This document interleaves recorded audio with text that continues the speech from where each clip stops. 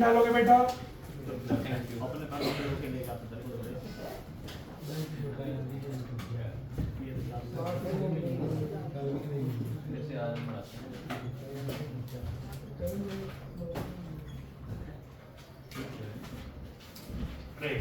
Heading डालोगे बेटा?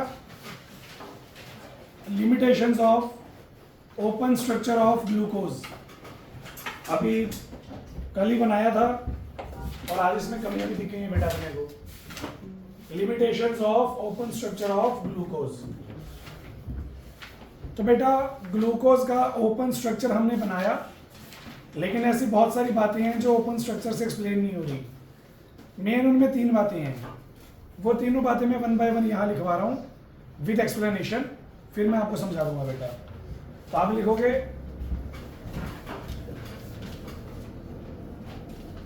Glucose react with HCN to form cyanohydrin and with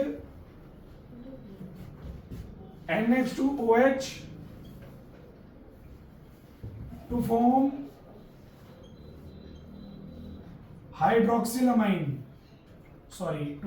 oxime. But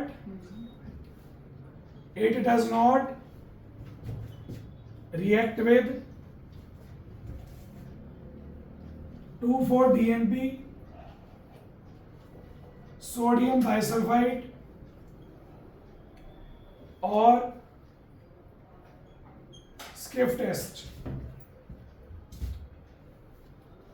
This is because the concentration of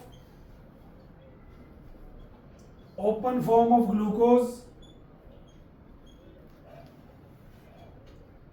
is very small, so that these reactions are impossible to proceed. Second limitation, glucose react with hydroxylamine to form oxime, but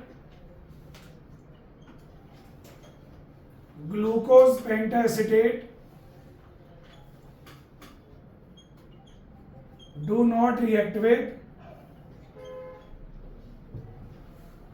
hydroxylamine. This is because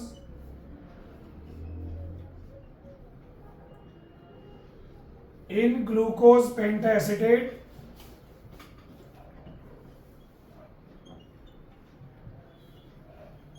the CHO group is involved in ring formation.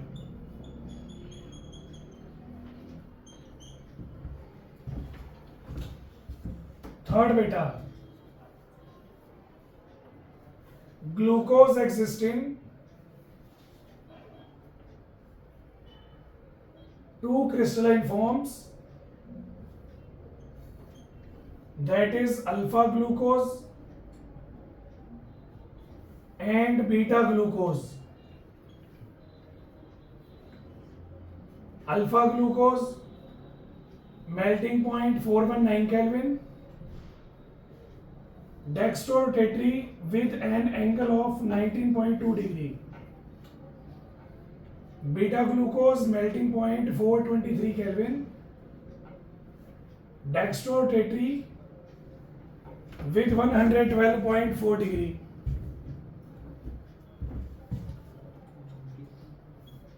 All 3 forms of glucose exist in dynamic equilibrium.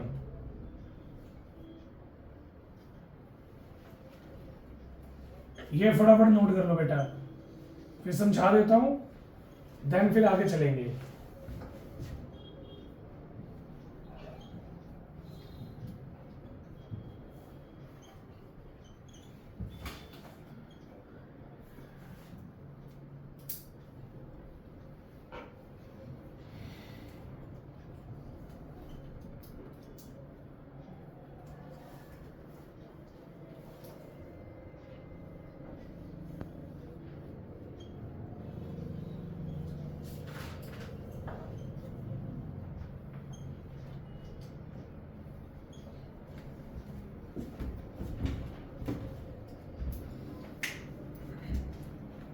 फटाफट note कर लो बेटा 2-3 minute में।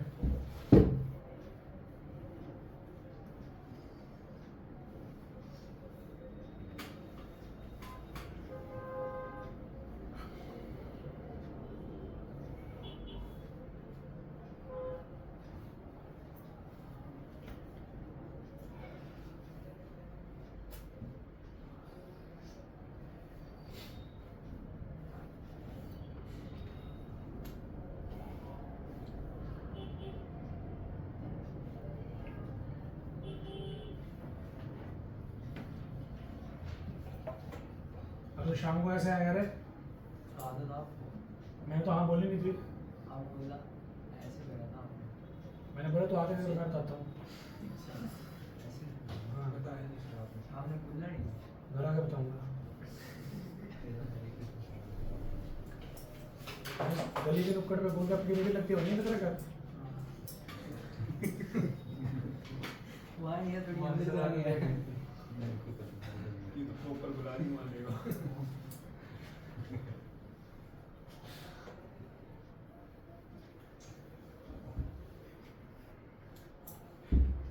क्यों नहीं आ रहा वो गोलगप्पे वाला? Sir जी वो 19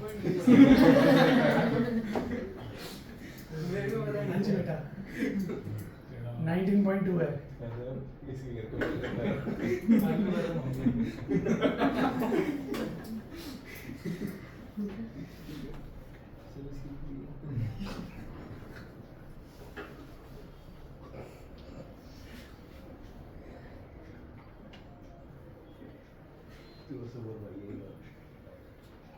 जोर से बोला जूतू ही खाएगा।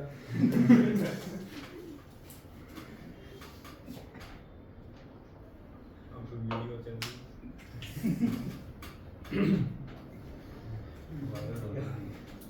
लिख लिया बेटा पॉइंट सारे? No sir. तो जल्दी करो, मुंह फाड़ रहे हो।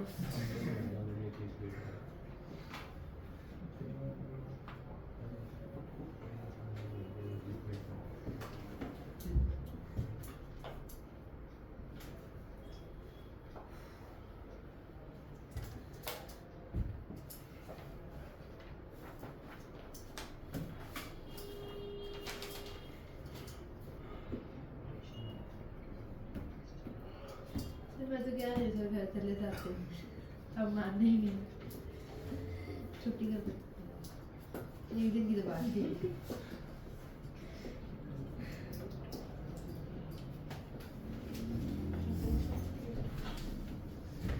बना लिया गया स्ट्रक्चर, सॉरी लिख लिया गया। सर बोल को उठाए रहे बच गया रे बेटा, पुट्ठा बोल रहा हूँ मैं, बच गया। ये लग लग जाएगी तेरी। कोई नहीं सर। तो बेटा सुनो ध्यान से, अगर आपने लिखा है नहीं लिखा बाहर में जाओ। तो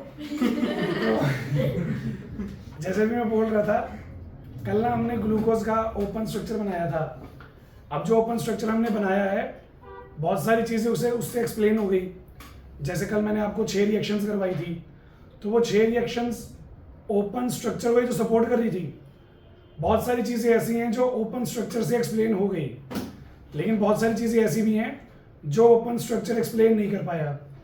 उनमें से सबसे 3 इंपॉर्टेंट चीज़ें बेटा मैं आपको बता रहा हूँ। आपको पता है जो ग्लूकोज है वो HCN के साथ रिएक्ट करता है, हाइड्रोक्सिलमाइन के साथ रिएक्ट करता है। मतलब हमारा ग्लूकोज एल्डिहाइड वाली रिएक्शन शो कर रहा है। तो मेरे दिमाग में ये आया, अगर एल्डिहाइड की 2 रिएक्शन शो हो रही हैं तो बाकी भी तो होनी चाहिए।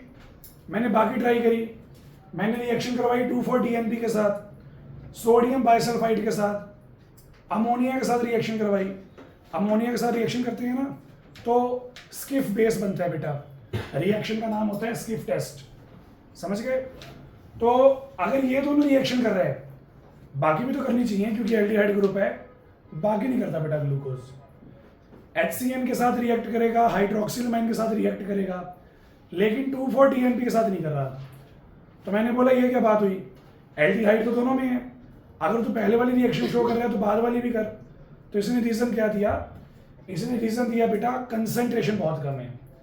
एक्चुअल में क्या होता है कि जब आप रिएक्शन करवाते हो आपको रिएक्टेंट चाहिए, कुछ रिएक्शंस के लिए रिएक्टेंट कम अमाउंट में चाहिए होता है और कुछ रिएक्शंस के लिए रिएक्टेंट ज्यादा अमाउंट में चाहिए होता है।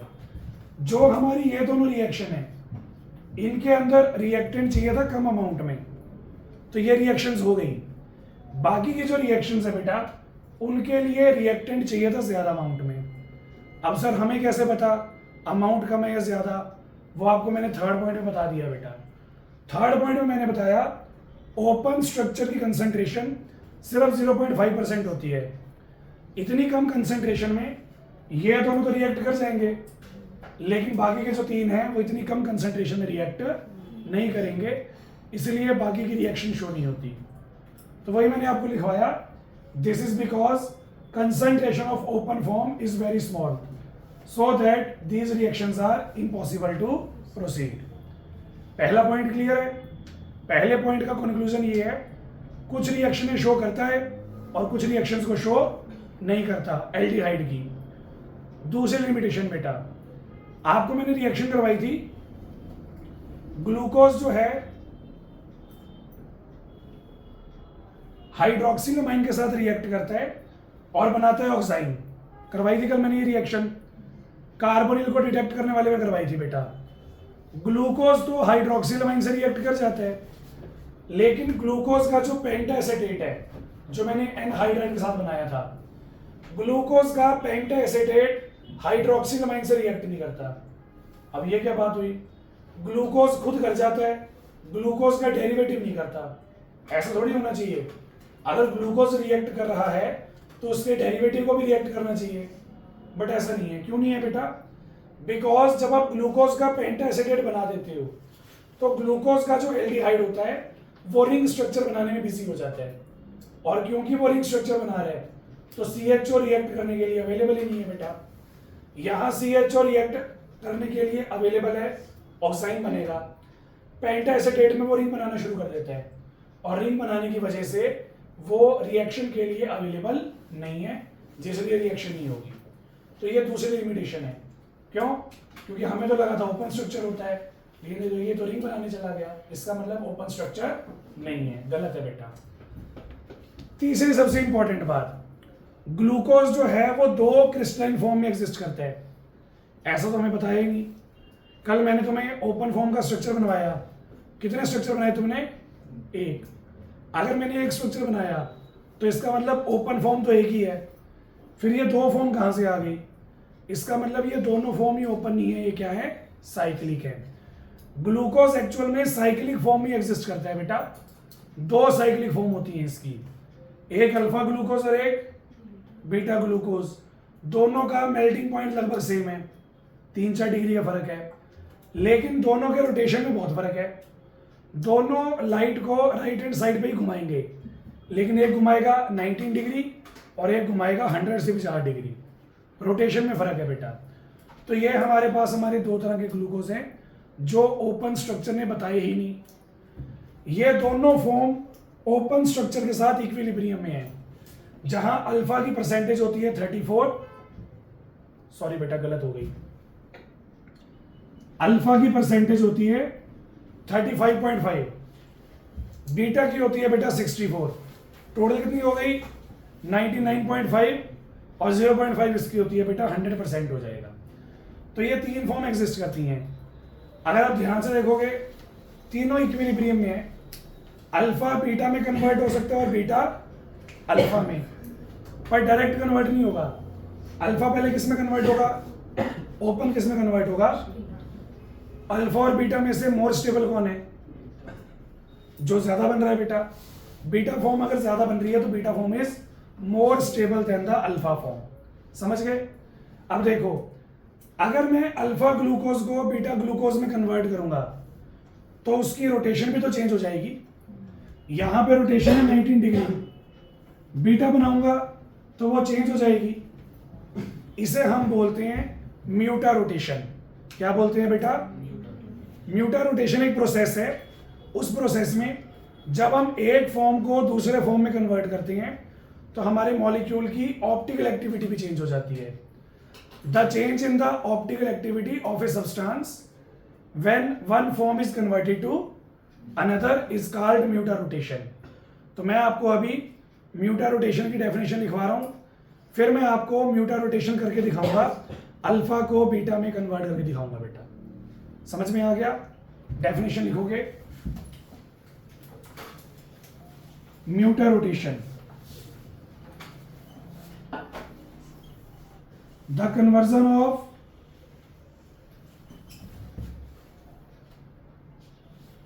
one form of molecule into another resulting in change of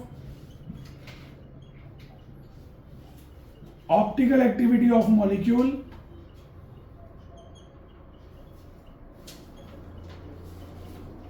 is known as mutarotation. तो जब हम एक फॉर्म को दूसरे फॉर्म में कन्वर्ट करते हैं हमारे कंपाउंड की ऑप्टिकल एक्टिविटी में चेंज आ जाता है और इस प्रोसेस को हम क्या बोलते हैं बेटा? म्यूटा रोटेशन बोलते हैं। तो अगर अल्फा वाला बीटा में चेंज होगा या बीटा वाला अल्फा में चेंज होगा उससे रोटेशन चेंज हो जाएगी और इसे हम बोलेंगे म्यूटा रोटेशन। समझ में आ गया होगा? अब इन्हीं बातों को यूज करके ओपन स्ट्रक्चर को बोलेंगे टाटा बाय बाय और शुरू करेंगे बेटा cyclic structure of glucose.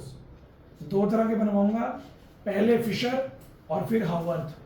Haworth वाली फॉर्म ज्यादा इंपॉर्टेंट है बेटा, पेपर में वही आती है। और ये लास्ट चीज थी हमारी थ्योरी वाली, अब से हमने स्ट्रक्चर ही बनाने हैं बेटा। जिस दिन मैं ये स्ट्रक्चर बनाने बंद कर दूंगा उस दिन कार्बोहाइड्रेट खत्म है बेटा अपना। समझ गए? ग्लूकोज, फ्रक्टोज, उसके बाद lactose, maltose, sucrose, starch. Starch में बनाऊंगा अमाइलोज और अमाइलोपेक्टिन और लास्ट में सेल्यूलोज। ये सारे स्ट्रक्चर हमने बनाने हैं बेटा। ठीक है, तो शुरू करते हैं। हेडिंग है बेटा साइक्लिक स्ट्रक्चर ऑफ ग्लूकोज।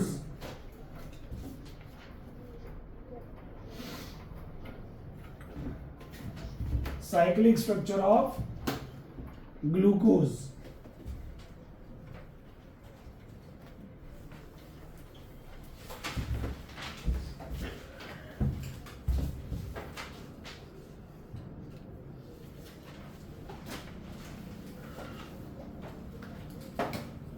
अभी बनवा रहा हूं बेटा फिशर प्रोजेक्शन।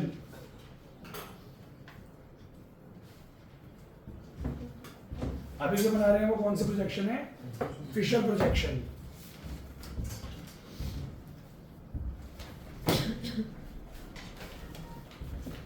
तो बेटा जी ये देखो, ये रहा एल्डिहाइड, ये रहा सेकंड कार्बन, थर्ड कार्बन में configuration opposite, fourth carbon, fifth carbon और ये आ गया बेटा सिक्स्थ कार्बन। कितने कार्बन हो गए? 6।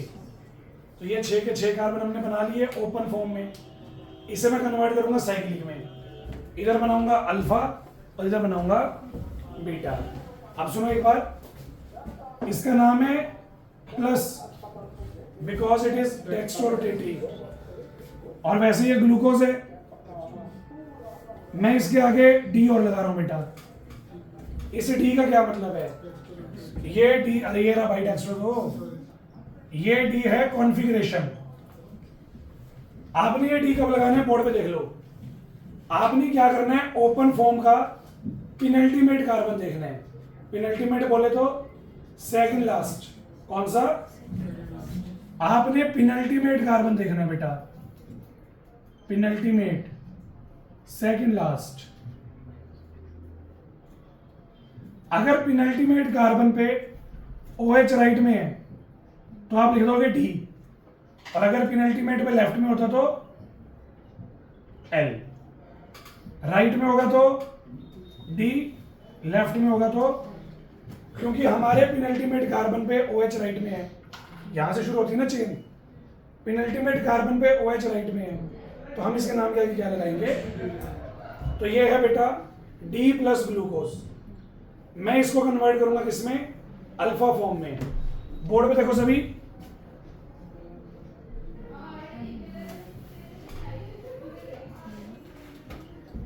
बेटा ये है फिफ्थ कार्बन, ये पहला कार्बन और ये फिफ्थ कार्बन। फिफ्थ कार्बन पे ऑक्सीजन पे लोन पेयर है बेटा। ऑक्सीजन क्या करेगा, अपनी लोन पेयर डोनेट करेगा पहले कार्बन को। ऑक्सीजन अपनी लोन पेयर किसको डोनेट करेगा, पहले कार्बन को। 4 बॉन्ड ऑलरेडी बने हुए थे, मैं 5वां बना रहा हूं, पॉसिबल ही नहीं है। तो अगर मैं 5वां बना रहा हूं तो इस पे आ जाएगा नेगेटिव, सही है। बोर्ड पे देखो HCO negative, second carbon, third carbon configuration उल्टी, फोर्थ कार्बन, फिफ्थ कार्बन और ये सिक्स्थ कार्बन। फिफ्थ कार्बन का जो ऑक्सीजन था ना वो फिफ्थ के साथ तो है ही, अब फर्स्ट के साथ भी है, तो ये ऑक्सीजन आपको बीच में बनाना पड़ेगा ऐसे, फिफ्थ के साथ भी है और फर्स्ट के साथ भी है। लोन पे डोनेट किया था, लोन पे डोनेट किया था तो, और साथ कौन है, ये अपना पॉजिटिव चार्ज खत्म करने के लिए हाइड्रोजन के इलेक्ट्रॉन ले लेगी। हाइड्रोजन जाने लगेगा नहीं, O नेगेटिव बुला लेगा हाइड्रोजन को, ये इलेक्ट्रॉन वापस मिल जाएंगे। अल्टीमेटली O नेगेटिव क्या बन गया, OH, और ये क्या बन गया, oxygen. This is glucose cyclic form में। और जैसा मैंने आपको बोला था, ये मैंने कौन सा ग्लूकोज बनाया, हमें कैसे पता ये अल्फा है, अल्फा है या नहीं, ये चेक करने के लिए आपने फर्स्ट कार्बन देखना है बेटा। अगर फर्स्ट कार्बन पे OH राइट हैंड साइड है तो क्या होगा, अगर मैं लेफ्ट कर देता तो, बेटा मेरी बात सुनो, अगर मैं इस ऑक्सीजन को यहां बना देता तो OH लेफ्ट में आ जाता, कौन सा ग्लूकोज बन जाता, इतना ही फर्क है अल्फा और बीटा में, बाकी सब कुछ सेम है। पहले कार्बन पे OH लेफ्ट में, सेकंड कार्बन, थर्ड कार्बन पे कॉन्फ़िगरेशन उल्टी है बेटा, फोर्थ, फिफ्थ, बोर्ड पे देखो एक बार, और ये सिक्स्थ। बीटा क्यों लगाया, OH लेफ्ट में है, D क्यों लगाया, सॉरी पेनल्टीमेट कार्बन का जो OH था वो राइट में था, प्लस क्यों लगाया, डेक्स्ट्रो, और ग्लूकोज क्यों लगाया, क्योंकि नाम है, तो ये इसका आ गया बेटा। बीटा इसलिए लगाया बिकॉज फर्स्ट कार्बन पे OH जो है वो लेफ्ट में है बेटा, तो ये होती है म्यूटा रोटेशन। अल्फा वाला ग्लूकोज जो है पहले ओपन बनेगा फिर बीटा, बीटा वाला ओपन बनेगा फिर, तो ये है बेटा हमारे पास फिशर प्रोजेक्शन। बनाओ फटाफट, कोई डाउट है तो बोलो, दोबारा बोल। बेटा एक्चुअल में ना हमने एक्सरे स्टडीज की हुई है, एक्सरे स्टडीज में पता लगा 6 मेंबर की रिंग है। अब 6 मेंबर की रिंग तभी बनेगी अगर 5वें कार्बन से ऑक्सीजन जाएगा। मैं बताता हूँ कैसे। आपने मेरी बात ध्यान से सुनी, मैंने क्या बोला, रिंग कितने कार्बन की है, 5 कार्बन की बेटा, रिंग 5 कार्बन की है, मेंबर 6 हैं। मैंने बोला 6 मेंबर की रिंग बनेगी, मैंने ये थोड़ी बोला 6 कार्बन की रिंग बनेगी। कितने मेंबर हैं, 1 2 3 4 5 और ये, तो 6 मेंबर की है बेटा। अगर मैं इसको इन्वॉल्व कर लेता, इसको इन्वॉल्व कर लेता, 6 मेंबर की बनती ना। वो प्रैक्टिकल स्टडी से मैंने आइडिया लगाया। 5th कार्बन ही जाएगा। ठीक है, चलो बनाओ फटाफट जल्दी। फिशर के बाद हावर्थ भी बनाना है बेटा। आप फिर दोपहर वाले बैच के बराबर आ जाओगे, क्योंकि आज उनका बैच 20 मिनट ही लगा था बेटा, मैं लेट था थोड़ा सा।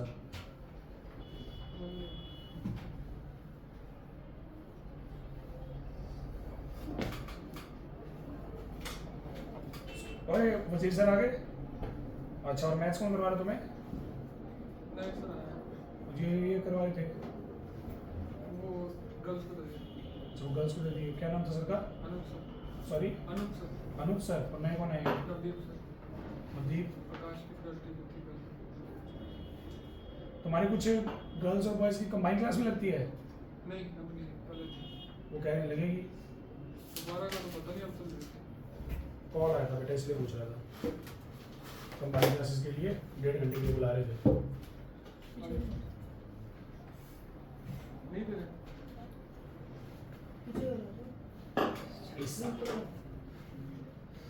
आउट नहीं मैं सर नहीं जा रहा बेटा। एक बार हुआ है पिछली फायदा बार। ही नहीं सर, हैं? फायदा ही नहीं। एक बार हुआ है पिछली बार, अक्टूबर में गया था पिछले साल, जब आपके वजीर से जा रहे थे। हेलिक्स में जा रहे, मैट्रिक्स में जा रहे? रेजोनेंस में जा रहे थे। नहीं रहेगी बेटा रेजोनेंस, तो हाइब्रिड बन गया।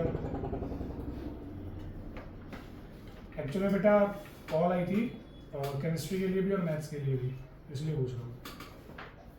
मैथ्स के लिए किसके लिए? हाँ, ये वहाँ जो मेरे साथ टीचर है उनके लिए, तभी मैं पूछ रहा हूँ ना। वो कहते हैं कि अकेडमी के लिए चाहिए। हमने कहा डेरे कौन सी अकेडमी है, तो उन्होंने बताया ऐसे कंबाइन करके पढ़ाते हैं, हमें तो पता नहीं था।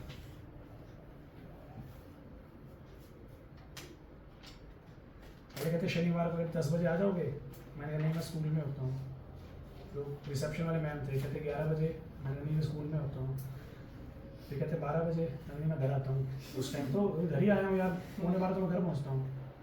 कहते फिर 1 बजे। मैंने मेरी क्लास होती है। तो कहते 2 मिनट सर, मैं आपको डिस्कस करके बताती हूँ। फ़ोन कर दिया उन्होंने, फिर दोबारा फ़ोन किया। कहते वो ना मैनेजमेंट से बात हुई है, मैनेजमेंट कह रही है कि अगर आपको जॉब चाहिए तो 11 बजे आना पड़ेगा। मैंने कहा चाहिए। मतलब वो कह रहे हैं कि छुट्टी लीजिए आप, अगर आप जॉब पे जाते हैं छुट्टी ले लो। अब मैं फिर वही बात, मतलब 1300-1400 रुपये छोड़ के एक ऐसी जगह पे जाऊँ जहाँ मैंने जाना ही नहीं है, तो 1400 क्यों वेस्ट करूँ अपने में।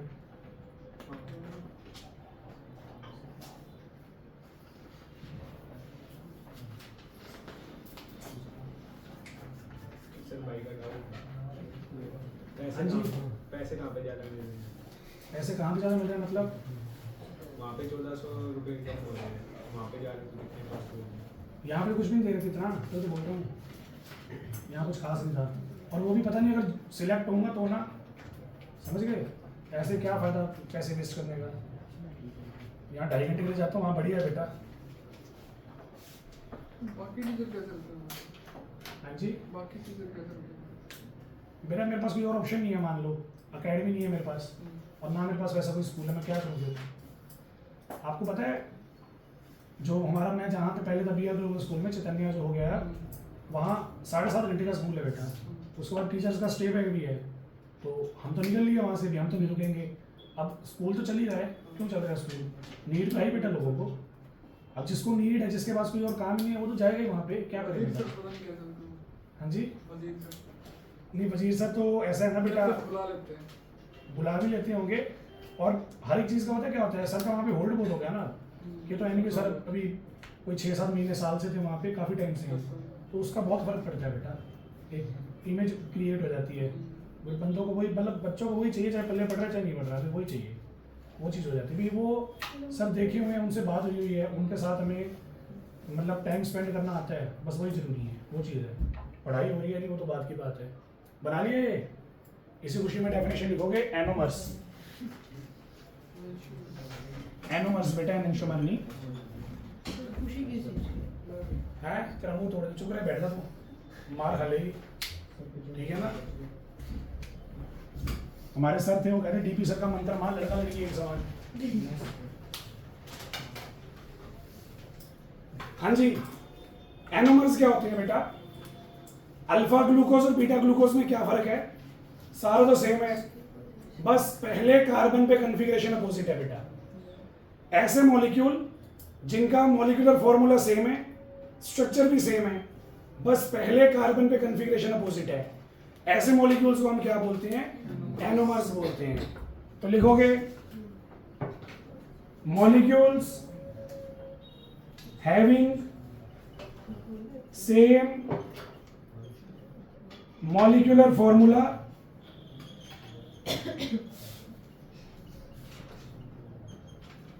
Same structure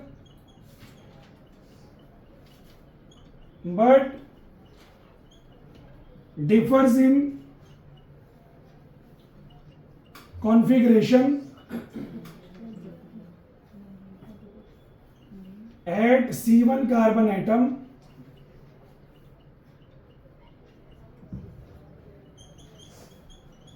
are called anomers. For example, alpha glucose and beta glucose. Molecule same है दोनों में, ग्लूकोज ग्लूकोज, बस कार्बन चेंज हो गया।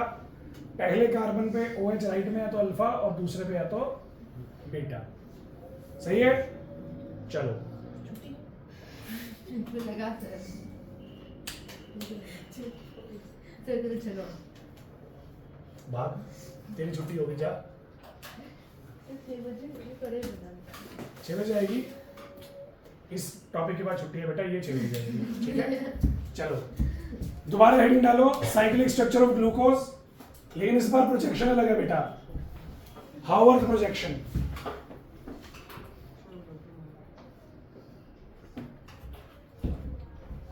इस बार पढ़ेंगे हावर्थ प्रोजेक्शन।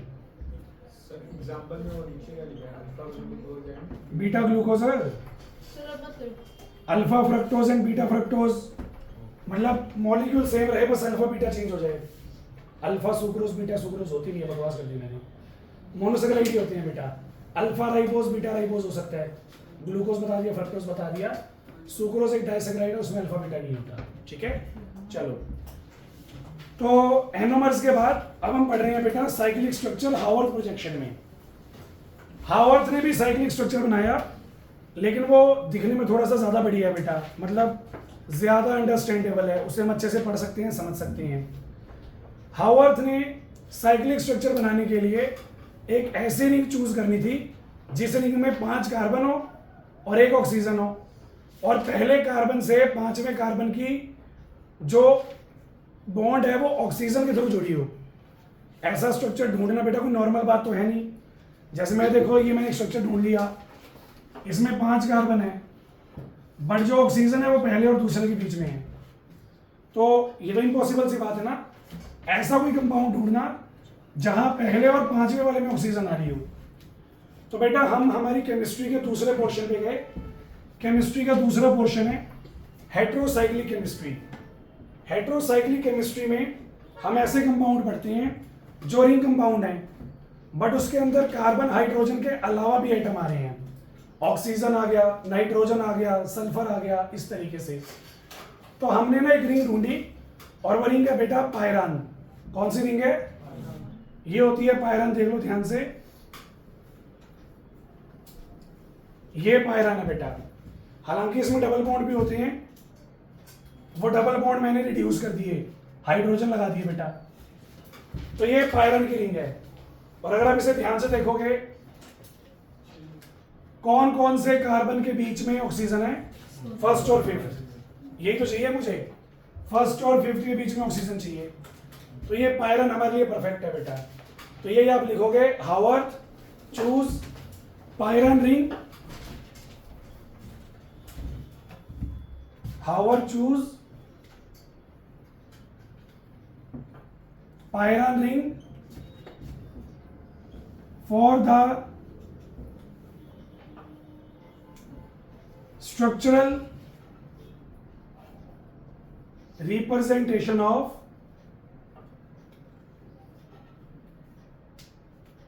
cyclic glucose। तो बेटा कौन सी रिंग है हमारे पास? पायरान। इसको यूज करके अल्फा ग्लूकोज भी बनाएंगे और अल्फा ग्लूकोज मैं बना रहा हूँ, बीटा आप बना के दिखा देना, चेक करवा देना और चले जाना, ऐसा काम है बेटा। ये दोनों मैंने इसलिए नहीं मिटाए ताकि इनको यूज करके सॉरी इनको यूज करके साइक्लिक स्ट्रक्चर मैं आपको बनाना सिखा सकूं। बहुत ईजी है बेटा। आपने क्या करना है, सबसे पहले 6 मेंबर की रिंग बनानी है बेटा और एक जगह पे ऑक्सीजन लगा देना है। 6 मेंबर की रिंग, एक जगह पे ऑक्सीजन। अगर आपसे ये नहीं बन रही है तो 2 पैरेलल लाइन है, एक लेस देन का साइन और एक ग्रेटर देन का साइन। सही है जी। तो ये हमारे पास हमारा केस है, बन गया। अब ऑक्सीजन से जो अगला कार्बन है वो पहला कार्बन है, फिर ऑब्वियस है 1 2 3 4 और ये 5। समझ गए। अब देखो करना क्या है। सपोज करो मैं तुम्हें अल्फा वाला सिखा रहा हूं। अल्फा वाला कैसे बनाओगे, ये आपका कंपाउंड है ना, ये साइड आइटम है। आपने साइड आइटम्स को ऐसे घुमाना है बेटा, क्लॉकवाइज। कैसे घुमाना है, ये देखो पहला आइटम घुमा दिया मैंने, घुमाऊंगा तो क्या होगा, H ऊपर, तो ये देखो H ऊपर OH नीचे। दूसरा कार्बन घुमाओ बेटा, H ऊपर और OH, लेकिन जब तीसरा घुमाओगे OH ऊपर और फोर्थ वाले में फिर से HOH। आप फिफ्थ में कंफ्यूज हो गया बेटा मैं, एक H है और एक CH2OH। तो ये तो बड़ा आसान है, ये छोटा ग्रुप है और ये बड़ा ग्रुप। रिंग में नहीं आएगा बेटा, रिपल्शन हो जाएगी। तो बड़ा ग्रुप बाहर और छोटा group. This is alpha D plus ग्लूको पायरन और कार्बोहाइड्रेट है तो ओस। अल्फा डी प्लस ग्लूकोपाइरानोज बन गया बेटा। आप मुझे बना के दिखाओगे इसके बाद बीटा डी प्लस ग्लूकोपाइरानोज। बनाओ, चेक करवाओ और जाओ। मानने को छोड़ो, उसके डाउट है बेटा। हाय हाय सर नहीं है।